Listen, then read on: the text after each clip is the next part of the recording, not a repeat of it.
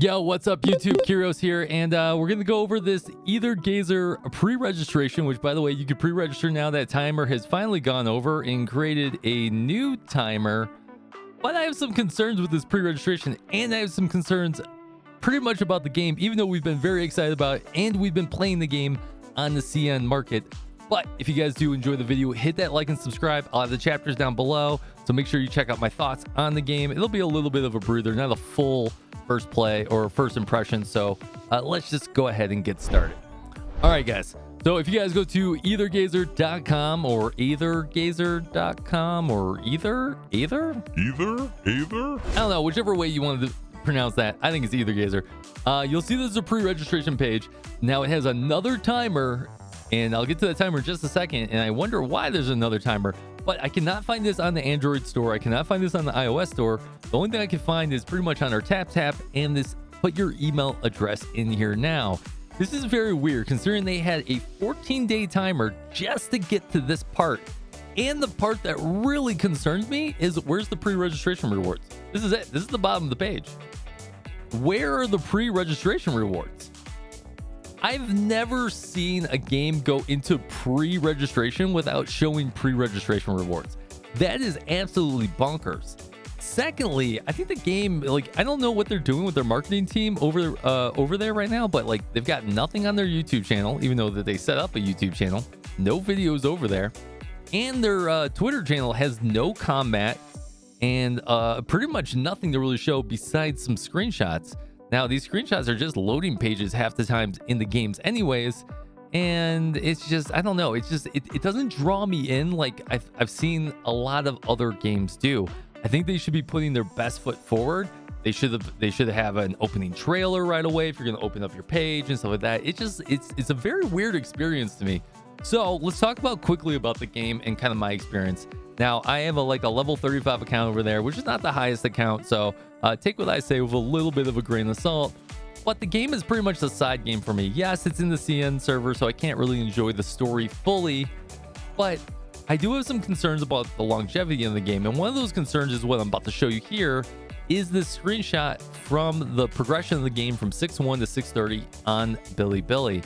Now, you can see that drop off, minus 84%. So something is telling for the game that their revenue margin has been going down and down, even though that they we'll see what it's like at the end of September, or sorry, it's September here, the end of 7.1 to 7.30/31, because they just launched a new summer event, which has got some new summer units and some new events to do. But the main concern I have with the game is that it's just very repetitious. There's a lot to do in the beginning of the game. They've got about 7 different stages of story missions. It's got 10 missions in each one. But most of the missions are completely the same minus boss fights. You drop into a small little arena, you run around slightly. There's no changes in atmosphere. And then you attack and take down a bunch of enemies in a bunch of waves or a boss battle. Now, the boss battles are pretty cool, but there's only X amount of them. There's only a couple of them at launch. And then the actual waves of enemies, not the coolest, in my opinion, right? It's pretty straightforward, where you just want a lot of AoE and stuff like that. Now, they do have weeklies, and they have things for you to do from the roguelike and stuff like that. But at the end of the day, we're all trying to earn those weekly currencies, those daily currencies, and stuff like that. And by the way, you only get about 35, as a free-to-play, you only get about 35 summons a month. It takes 70 to pity on any single banner, essentially, and then there's a 50-50, so it could take you upwards of 4 months to get any of the characters that you want. And most of the characters do not go to the general pool of or as of right now, they don't. So if you don't pull them on the limited banner, you got to wait for that limited banner to come on through again, from our knowledge. Now, that 4 months as a free-to-play to get a guaranteed pity is a very long time. The typical trend is anywhere between 2 months to maybe 3 to 3.5 months, and we've seen it better in some games than others.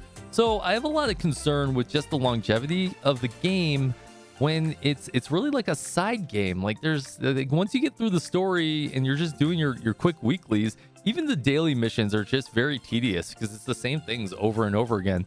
Now, you can argue that's the same for every gacha game, I don't know, but something feels weird about an action RPG game where you actually, there's no autoing or anything like that, where you actually have to play the game. So those are really my 2 cents, guys.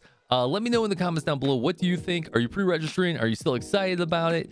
There's almost no voice acting in this game, so I was really excited to maybe get a Japanese or English dub, but I guess that's not gonna really happen. So let me know. I give you guys the information. That's all I got. I do appreciate you guys liking, subscribing, all that goodness. Thank you so much for watching the video, and I will see you guys on the next one. Peace out.